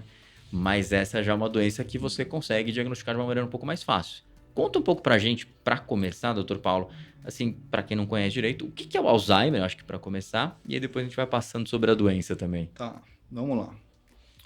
Então, como eu falei no começo da nossa conversa, um dos gigantes da geriatria é o I da insuficiência cognitiva. Perfeito. Aí eu estou falando das síndromes demenciais. Legal. É um grupo de um monte de doenças. O Alzheimer é uma das demências com que a gente lida. Tá? E as síndromes demenciais na terceira idade, elas são extremamente prevalentes. Perfeito. Tá? Então, o geriatra ele tem que ser treinado nisso. Obrigatório. 60 anos, 1% de prevalência. É pouco. 60 anos. Um idoso jovem. 65 anos, 2%. 70 anos, 5%. Percebe? Sim. É um crescimento exponencial. Sim, sim. E quando você chega acima dos 85 anos, entre 30% e 50% da população tem algum grau de demência. Já tem. Olha só. Não estou falando especificamente Alzheimer. Você tem outros tipos. Você pode ter uma demência vascular. A pessoa teve AVCs pequenos ou um grande numa área estratégica. Perfeito. Uma área relacionada à memória. Você vai ter, às vezes, um quadro clínico parecido com Alzheimer. Perfeito. Tem uma outra demência que chama demência por corpúsculos de Levy, que a minha opinião pessoal é a doença que esteja cometendo o presidente Joe Biden. Olha só, sim. Tá? Nunca vi nenhum exame dele. Tá? Só sei o que todo mundo sabe são as aparições dele na mídia. Perfeito. Eu acho que em algum dia vai aflorar alguma coisa. Sim. Tá? Enfim, mas a pergunta original foi o que é o Alzheimer? É uma doença degenerativa, que isso quer dizer que os neurônios, uma neurodegenerativa, que os neurônios morrem. Perfeito. E que cursa, como eles morrem numa região onde você adquire a memória, ela começa nessa região que chama hipocampo, uma região do cérebro que é fundamental para você adquirir novas informações. Então, o primeiro sintoma vai ser a alteração de memória. Entendi. E as memórias antigas, elas já estão armazenadas nas partes mais distantes do hipocampo, vamos chamar assim. Então, a pessoa ainda tem a memória antiga, mas ela tem muita dificuldade para adquirir novas informações. Perfeito. Tá? Então, as antigas já estão lá, interligadas nas áreas de associação cerebral. Tá? Então, o primeiro sintoma é esse. conforme a doença vai progredindo, a pessoa acaba tendo, além de uma piora da memória, também de médio e longo prazo, ela acaba desenvolvendo problemas comportamentais, que frequentemente até incomodam muito mais do que a alteração de memória. Olha só. O que são alterações comportamentais das demências de uma maneira geral, Alzheimer incluso? Alucinação visual. Olha só. Você vê coisas onde não tem. Alucinação auditiva, você ouve vozes, ouve coisas, né, onde não tem. Por quê? Porque são áreas de associação que acabam se degenerando e a pessoa acaba tendo uma informação muitas vezes distorcida do que está vendo. Perfeito. Você acaba tendo alterações do apetite, comer de mais ou de menos. Uhum. Você às vezes tem distúrbios do sono, que às vezes tem relação com a degeneração ou não. Uhum. Por quê? Porque como é que funciona muitas vezes a cabeça de alguém que tem Alzheimer? Eu não sei porque eu nunca tive lá, mas é o que a gente imagina. Né? Só funciona a memória ultra curta. Ela não reconhece muito bem o ambiente. Quando está de noite, está mais escuro. Ela vai reconhecer menos ainda e às vezes vai ter uma informação até distorcida. Então, às vezes, ela fica mais agitada à noite. Curioso. Às vezes pela doença, às vezes tem outras coisas, tem remédio, tem, enfim, efeito colateral. Mas você imagina que você está chegando numa festa rave que você não conhece ninguém. Imaginou? Vamos trazer para nossa realidade jovem. Sim. Cada um vai reagir de um jeito. Sim, com certeza. Tem gente que vai ficar lá embotado na defensiva, não sei o quê. Tem gente que vai ficar agressivo. Tem gente que vai ficar agitado. E aí, a depender de como a pessoa vai abordar aquele idoso, que frequentemente não é uma pessoa treinada. O cuidador é treinado. Mais ou menos. O familiar é treinado. Não é. O médico não é treinado. Sim. A grande maioria também, não estou desrespeito, mas assim, a grande maioria não é treinado para lidar com essa situação. Sim. Então você imagina lá, né? Você não está reconhecendo o seu ambiente. Se tiver algum problema de privação sensorial, aquilo que eu falei no começo da conversa, ela ouve mal, enxerga mal. Você imagina, não consegue adquirir informação pela visão nem pela audição. A pessoa está cega, surda e não está reconhecendo nada porque está com Alzheimer. E aí vem alguém te abordar lá, ou para te dar um banho, que às vezes não é um banho quente. Sim. Um banho que não está da temperatura que você gosta. Eu até me dou bem com banho frio, mas enfim. Como é que você vai reagir? Você vai ficar agressivo, agitado. Sim. Se tirar a dentadura, além de cego e surdo, ainda fica mudo, que não consegue articular as palavras. Muitas vezes. Entendi. E a gente vê isso muitas vezes em internação, né? Sim. A pessoa, aquele idoso que às vezes nem tem Alzheimer. Tá agitado, o cara tá agitado lá, o que aconteceu? Amarra ele. É pior ainda. Sim. Ele internou, tira o aparelho auditivo. Para não perder, é caro. É caro, por isso que ele tem que usar. Sim. Não, guarda o óculos, esse óculos é aquela marca famosa. Pera aí, vamos cuidar do óculos. Você deixou o cara cego e surdo. Sim. Se tirar a dentadura, cego, surdo e mudo. Não pode, E aí, dependendo o motivo que levou ele para internar, o cara vai estar inflamado pela pneumonia, pela infecção urinária, pelo que quer que seja o motivo que levou ele para lá. Perfeito. Então, veja, você vai somando uma série de coisas. Sim. E o resultado vai ser o idoso confuso. Até eu fiquei confuso numa dessas. Entendeu? Imagina só, você está aqui, não está ouvindo. Vamos tentar se colocar um pouquinho mais naquela situação que a gente não faz esse exercício. Sim. Mas, por exemplo, quando a gente fala dos sintomas de Alzheimer, o primeiro é memória e o segundo... Primeiro é memória e depois você começa a ter alterações comportamentais. Isso. Mas, por exemplo, muitas vezes as alterações comportamentais, elas também estão relacionadas com o seu próprio ambiente, que a gente sabe que não é o ambiente mais adequado. Agora, quem está naquele ambiente, ele muitas vezes está se comportando daquela maneira porque não sabe que a pessoa tem Alzheimer. E como que ele consegue identificar? É principalmente no começo pela memória ou não? No começo é a memória. Tá. Aí você tem que levar para um profissional qualificado para ele dar o diagnóstico. Mas, por exemplo, vou dar um exemplo. Minha mãe, não reparei nisso, mas minha mãe, vamos supor que eu chego na casa dela. Como que eu consigo perceber que pode estar acontecendo algum problema? Falei um negócio para ela ontem e ela não lembra hoje, é isso? Então, excelente pergunta, João. Vamos lá. Quando que eu me preocupo com uma queixa de memória? Eu vou traduzir a sua pergunta. Porque a gente também esquece coisas no dia a dia, né? Exatamente. Quando que eu penso numa doença afetando a memória? Essa é a pergunta do John. Exatamente. Por quê? Porque esquecer todo mundo esquece. Sim. Né? Legal. Primeiro, você teve uma mudança num curto período em relação ao que era? Ih, não, eu sempre esquece.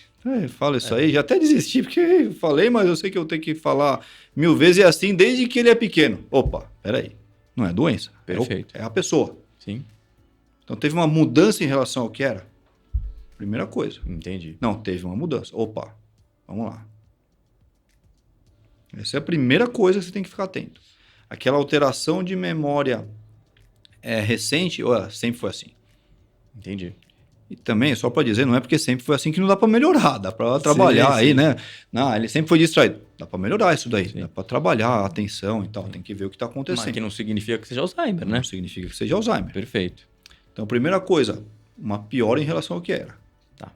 Segunda coisa, está impactando na vida dela? Então, por exemplo, ela se perdeu num caminho que ela sempre fazia. Tá. Ela está errando conta que ela sempre fazia. Ela está errando a receita do bolo que ela sempre fez. Ela está esquecendo a panela queimando no fogo. A torneira aberta. Que esse é um ponto importante, né? Ou seja, se ela sempre esqueceu a panela no fogo é uma coisa, mas se ela nunca esqueceu e começa a esquecer, aí é um motivo de preocupação, né? Exatamente. Tá. Então, primeira coisa, uma mudança em relação ao que era e estar tendo impacto na vida dela. Perfeito. Se alguém que sempre esqueceu a panela no fogo, você já proibiu ela de cozinhar faz muitos anos. Não é isso? Espero, né? Sim. Porque vai incendiar alguma coisa. Então, eu espero que você já tenha tomado uma atitude antes. Né? Não, agora tá com Alzheimer. Não, peraí. Então, essa é a primeira coisa. Sim. Tá? E aí, vamos lá. O que eu recebo muito no consultório que a pessoa tá morrendo de medo de ser Alzheimer. A maior parte das vezes ela chega lá com uma queixa de memória, achando que é Alzheimer. Eu falo, olha, isso aqui não é Alzheimer, chefe. O que é então? Fala, sua memória tá perfeita. Como assim tá perfeita? Tô esquecendo tudo. Não tá, não. Tô sim, doutor, esqueci aqui. Seu problema não é na memória, seu problema é na atenção. E se você está desatento, depois a gente pode entrar no mérito de causas disso. Mas assim, se você está desatento, se você não tem foco, você não memoriza nada. Então, eventualmente, foi esse exemplo da sua mãe. Sim. Você falou com ela estava com a cabeça em outro lugar. Ela nem lembrou que você falou com ela. Perfeito. Eu não estava lá, pelo amor de Deus, tem que ver. Mas assim, o mais provável é que seja isso. Entendi. E hoje, a gente tem distrator o tempo inteiro. Sim, com certeza, né? Até porque muita da geração nova está acostumada com celular, com um monte de coisa, né?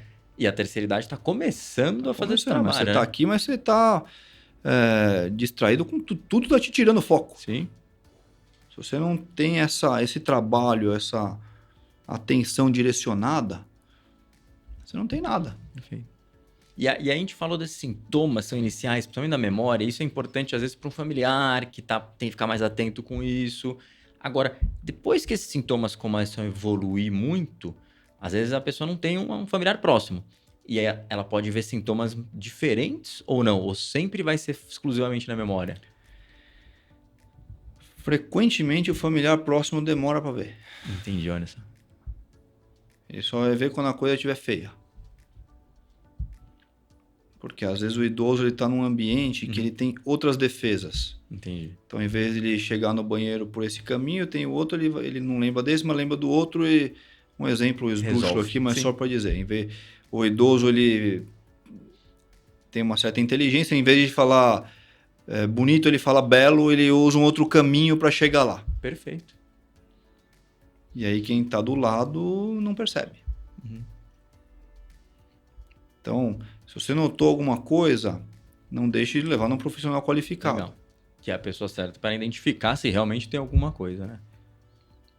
E o exame para identificar, você consegue afirmar 100% que realmente aquilo é Alzheimer ou não? Como funciona? Então vamos lá, você tem, primeiro, a pessoa chegou, você fez o diagnóstico de uma demência. Tá. Não vou dar o nome de Alzheimer ainda. Tá. Aí vamos ver qual é o tipo de demência que ela tem. É uma demência reversível ou não? Ah, mas dá para reverter? Algumas causas você consegue reverter. É só. Por exemplo, alguma carência vitamínica. Então você tem que fazer esse exame. Às vezes tem alguns indícios já no exame físico de que a pessoa tem essa carência vitamínica. Sim. Vitamina B12 é um clássico. Né? Perfeito. Você repõe B12, eu lembro, eu diagnostiquei no meu avô, eu estava no 5º ano da faculdade. Eu falei, você está descorado, você está com anemia? Olhei a língua dele, a língua lisinha, não estava enrugada como a gente... acabei de estudar isso daí. Estava até sugestionado, né? Vamos lá fazer um exame. Fizemos um exame, anemia por carência de B12. Meu avô odiava tomar injeção. Dei injeção nele, ele implorava para tomar mais. Tão bem que ele se sentiu. Que legal. Melhorou a memória. Entendi. Essa é uma causa. Sim. Alterações metabólicas, vamos lá. Tireoide. Então, a pessoa está com um hipotireoidismo ou hipertireoidismo. Isso deixa a pessoa ou ela sonolenta e desatenta ou ela hiperatenta às vezes. Entendi.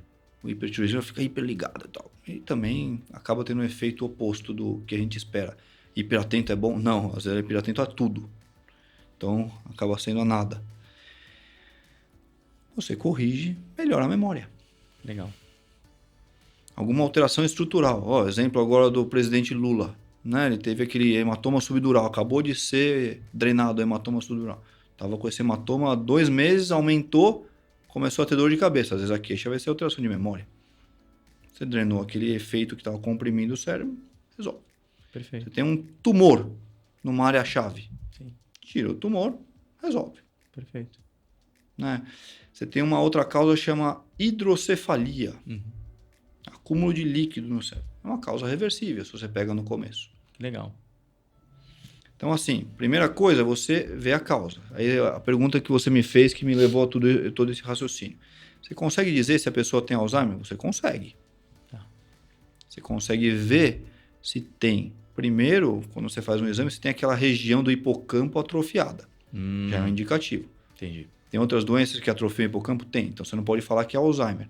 Mas você pode ver se ela tem aquela proteína que acumula naquela região, que chama proteína amiloide. Você pode ver se ela tem aquela proteína no cérebro. É um grande indicativo, né? É um grande indicativo. Aqui não é tão acessível, porque é um exame que não é coberto, custa R$4.000 para você fazer no sangue ou no líquor. Sim. Ou mas fazer existe. um exame. Existe. É viável fazer. É viável fazer. Perfeito. Antigamente era só biópsia cerebral. Perfeito. Agora você consegue ter esses marcadores no sangue, no Interessante. líquor, ou um PET scan amiloide para ver o cérebro. Tá.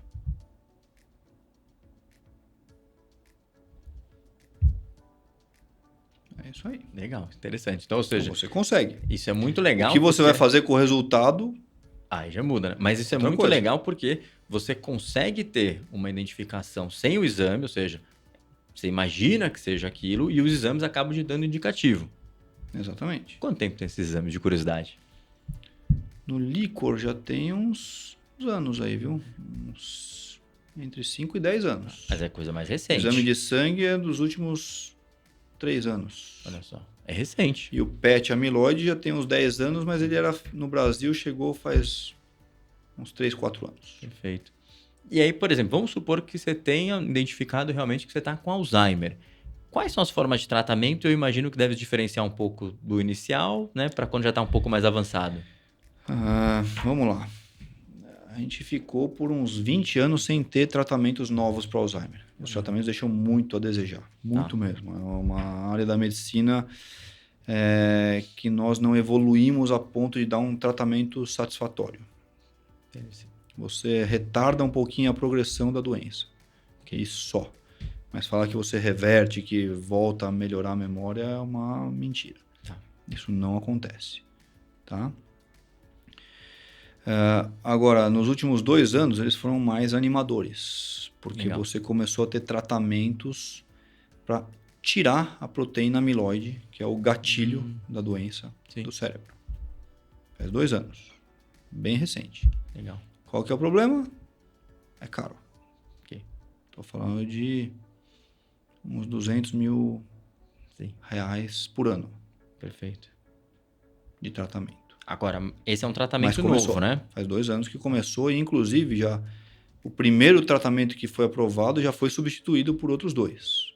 É mesmo? Então já tem 3 gerações aí. Já tem avanços significativos, né? Nessa área de anti-amiloide. Perfeito. Mas a gente está chegando lá. Legal. Qual que é o ponto, John, que é legal a gente falar? A doença ela começa no cérebro 10 a 20 anos antes da pessoa ter sintoma. Olha só. Você já começa a ver a proteína amiloide no cérebro uns 15, 20 anos antes da pessoa ter sintoma. Sim. E todos os tratamentos que foram focados em quem tem sintoma falharam. Inclusive esse de amiloide. Ele retardou a progressão. Sim. Mas ele não reverteu o processo. Perfeito. Então, assim, por que eu estou falando isso? Porque cada vez mais a busca vai ser para tratar antes da pessoa ter sintoma. Entendi. Como se ela fosse receber uma vacina. Entendi. Uma vacina anti-amiloide. Mas ainda não temos. Um tratamento extremamente caro e não totalmente isento de efeitos colaterais. Entendi. Então, como você sabe em que momento dessa janela de 15 a 20 anos você tem que dar o tratamento? Sendo que ela pode estar nos primeiros anos ou nos últimos anos, antes de ter sintoma, ela vai desembolsar uma grana, podendo ter efeito colateral. Então, a gente não está com uma indicação bem precisa nessa fase. Está evoluindo, né? Ou seja, está começando. Evoluindo. Mas antes desse tratamento, curiosidade, o que tinha antes? Era só... Tinha medicamentos para retardar a progressão da doença. Entendi, eu 25% da população tinha uma melhora inicial e depois voltava a perder. 50% só retardava o processo e outros 25% não acontecia nada. Que não é muito animador, né? Nada. E todos esses medicamentos mesmo de ingestão oral, ainda assim? continua usando. Tem oral e tem adesivo. Ah, perfeito. A gente ainda usa.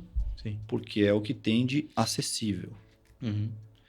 E mesmo esses aí tratamentos anti-amiloides que ainda são muito caros, você só tem indicação quando está no início da doença. Ah, entendi. Senão a pessoa vai gastar dinheiro à toa. Por isso é importante talvez monitorar super bem, né? Eu posso dizer que eu tenho um paciente que tomou, ele tem uma boa condição financeira e está muito bem. Legal. E melhorou. Que bom, hein? A memória. E eu fiquei muito feliz. Agora, mas hoje o que está acontecendo é que você tem que identificar no começo ou evitar, mas quais são as causas ali ou não tem causas definidas? Seria bom que a gente soubesse o que a gente pudesse dar um passo para trás e saber o que desencadeou o depósito dessa proteína lá. Entendi. A gente não sabe ainda. Hoje ainda não tem a informação, né? Não. É uma doença complicada, né? Porque muitas coisas a gente sabe como prevenir. O que você vai fazer né? para prevenir? Basicamente, o que eu já recomendo para todos. Hábitos de vida saudável. Perfeito. Atividade física regular, alimentação saudável, inserção social, cuidado com as doenças, pressão alta, diabetes, colesterol. Cuidados gerais. Entendi. Ou seja, ter um hábito de vida saudável é hoje o que é possível ter em mente para conseguir prevenir o Alzheimer. Você se cuidar de uma maneira geral. Entendi. Interessante. Um negócio interessante, ó, que eu não falei aqui, mas tem algumas vacinas mostrando que reduzem o risco da pessoa desenvolver Alzheimer. Curioso isso, hein? Então, vou dar destaque para 2 vacinas. Vacina para herpes zoster e a vacina para pneumonia. Olha só. As pessoas menosprezam isso daí, mas reduziu bem a incidência de Alzheimer. E é bem interessante, né? Porque, por exemplo, até pneumonia mesmo. Se tem uma vacina para pneumonia, É interessante tomar para evitar a própria pneumonia, né? Exatamente. Você previne, em geral, as formas graves, né? Sim. Mas assim, é o que a gente precisa, né? Sim, com certeza. Ajuda bastante. Até porque você falou que na terceira idade, uma das principais causas, De né? morte, pneumonia. Olha aí. Então, se tem vacina para isso, tome para você tentar evitar. Ah, e tome mesmo. Que legal. Muito... E provavelmente mais acessível que o tratamento que você falou, né? Bem mais. É. E o Alzheimer, hoje, quando ele já vai evoluindo, está numa fase mais complexa, o que você espera dessa pessoa com Alzheimer? Ela precisa de um tratamento, um cuidado O que especial? acontece é que ela vai ficando cada vez mais disfuncional. Entendi. E aí, quando o cérebro não dá o comando, ela vai ficando cada vez mais acamada, isolada e acaba vindo a falecer Sim. de pneumonia. Já. É mesmo, olha só. Voltamos para esse lado. Entendi. E aí, por exemplo, nesse caso, por isso que também é importante ver essa saúde do paciente lá atrás. Ou seja, sempre Sim, ter se ela certeza. tiver cuidado da parte física, ela vai morrer mais para frente, mesmo que ela tenha Alzheimer. Entendi. Porque até o reflexo da tosse, para se defender de uma aspiração, é melhor. Entendi. Muito bacana. Então, assim, as coisas começam a se fundir no final da vida. E uma dúvida, hoje você como geriatra deve receber muitos pacientes. Essa é uma causa comum que você recebe ou não? Percentualmente falando, é muito comum, não Você é? fala Alzheimer? É. É extremamente comum. É extremamente comum hoje. Extremamente. Entendi.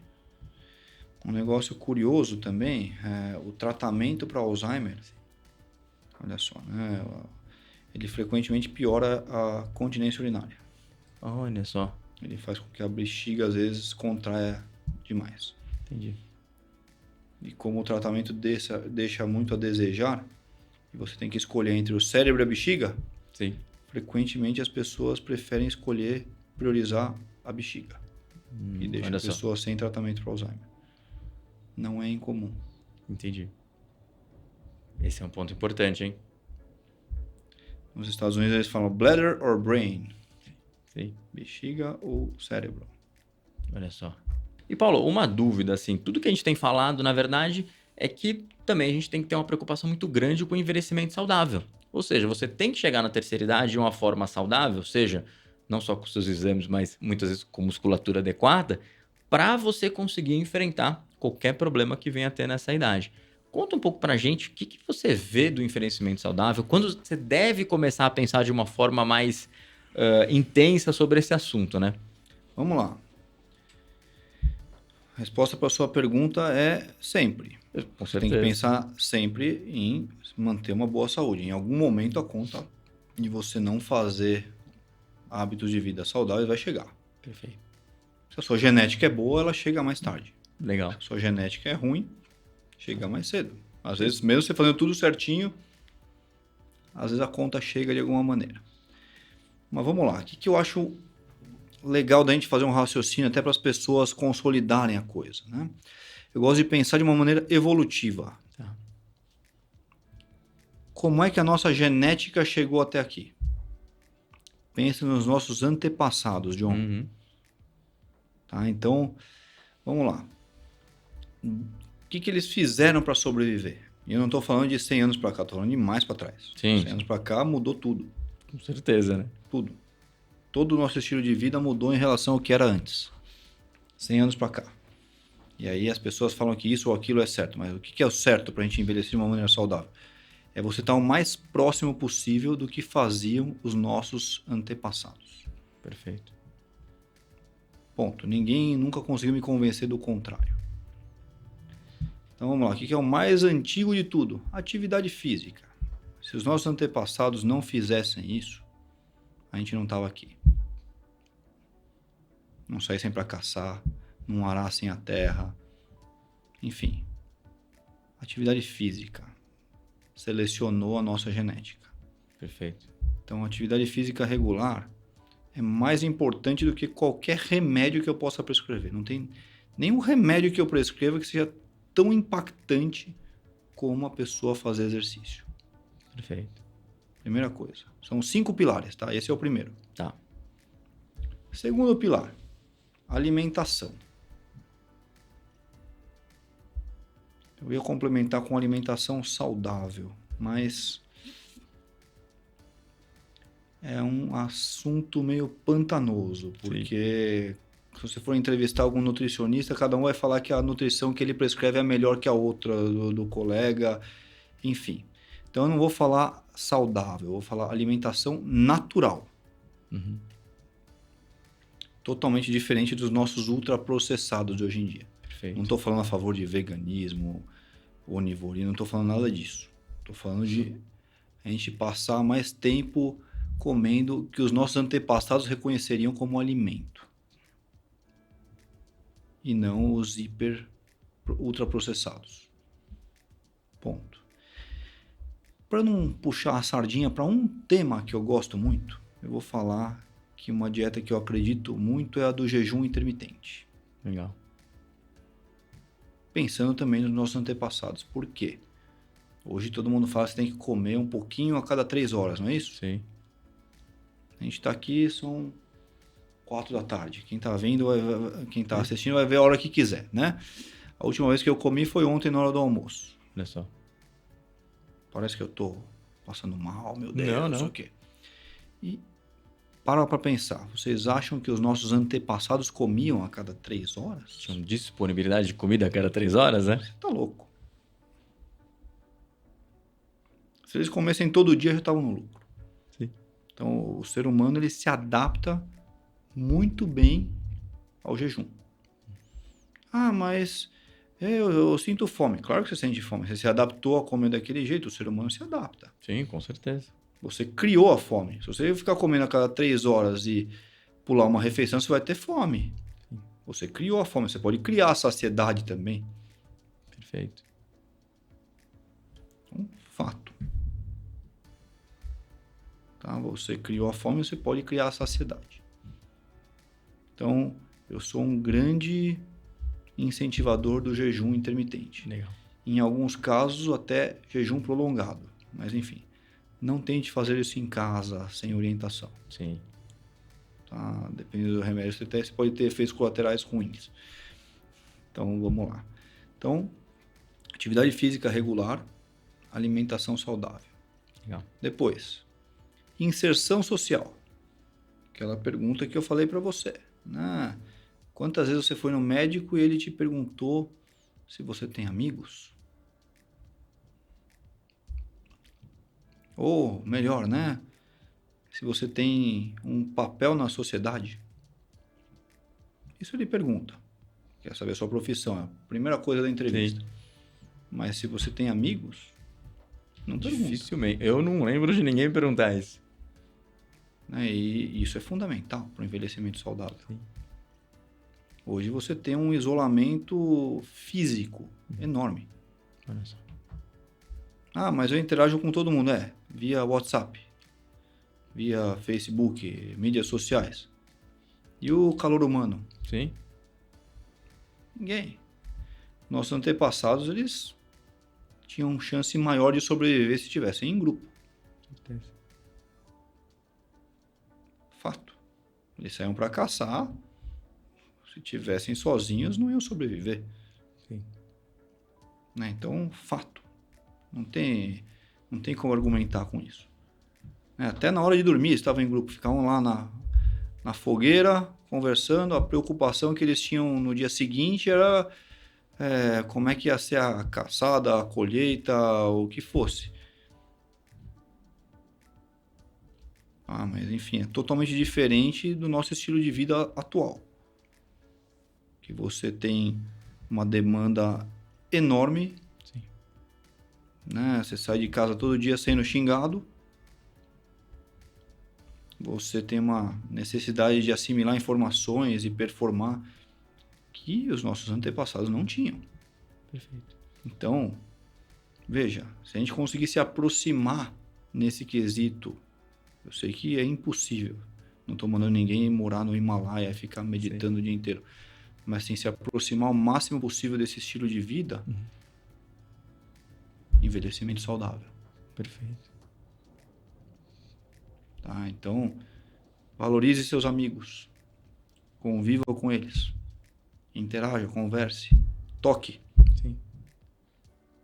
Tá? Então, vamos lá. Esse é o terceiro pilar. E a gente começa a entrar em 2 pilares que frequentemente são consequência desses 3 primeiros que falharam. Que é uma saúde emocional, Olha só. cuidar do seu emocional, Perfeito. tá? Tô falando de doenças em geral, mas destaque aí para depressão e ansiedade, que estão cada vez mais prevalentes. E o último pilar, que é cuidar das suas doenças crônicas. Frequentemente as doenças vão aparecer se você falhou nos anteriores. Olha só. Aí vem as pessoas me perguntam, poxa, mas eu preciso tomar tanto remédio? Não, não precisa. Você vai ter um estilo de vida saudável? Exatamente. Dá o remédio aqui. Já entendi, doutor. Olha só. Em vez do remédio dela ser o envelhecimento saudável, ser hábitos de vida saudáveis, ela prefere tomar um comprimidinho. Sim. E é isso, meu amigo. O que eu posso deixar de mensagem final em termos de envelhecimento saudável? Saia da zona de conforto, porque eu posso dizer que o maior veneno que a gente tem para a nossa saúde é uma palavra chamada preguiça. E isso vale tanto do ponto de vista físico como mental. Perfeito. Então, esteja sempre desafiando o seu corpo. Saia da zona de conforto. Quando você está fazendo exercício físico, você está dando um desafio para o seu corpo. Sim. Quando você está se colocando um desafio intelectual, é a mesma coisa. Continue sempre evoluindo. Senão, você vai atrofiar. Tá certo. Legal. Doutor Paulo, queria te agradecer bastante aí pelo bate-papo que a gente teve, falando de vários assuntos importantes. Já fica até convite aí para mais um podcast para falar de assunto que a gente já viu, que você fala de tudo, né? Conhece de todas as situações aí da geriatria, digamos assim. Vou deixar, gente, não esqueçam, vou deixar aí na descrição do vídeo todos os contatos do Dr. Paulo, que ele é bem ativo aí nas redes sociais e responde as dúvidas, então isso é um ponto legal. Dr. Paulo, mais uma vez, obrigado por esse excelente conteúdo e por trazer todas essas informações preciosas aí para nossa audiência. John, obrigado a você, o convite, é um prazer estar aqui com você e espero contribuir aí com todo mundo, É isso aí. com essas informações. Obrigado.